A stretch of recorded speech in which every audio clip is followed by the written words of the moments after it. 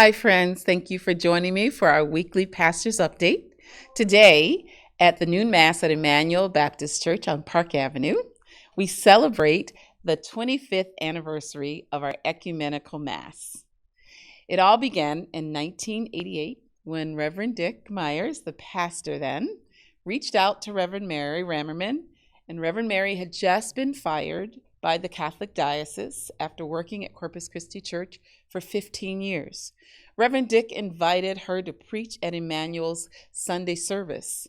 A short while later, he invited Father Jim, who wrote the bulletin today, to speak there as well. It felt good, Jim says, to be welcomed into a church family after all that we had been through after being thrown out of our own church.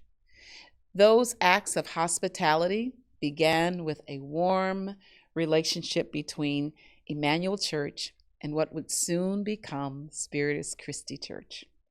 So we decided to start an ecumenical Mass one winter day in 1999. For the past 25 years, Baptists and Catholics have shared a common Eucharistic meal together, which is quite unusual. We have rotated the preachers between the staffs of the two churches. Sometimes I, before I was ordained a priest, would celebrate a communion service when a priest was not available. Our relationship extended beyond the Tuesday liturgies. We've celebrated important events in both of our communities. We've worked on social justice projects in Rochester. We've marched together in the Labor Day parades and the Gay Pride parades. In a day when there were so many divisions, feels good to foster unity among religions.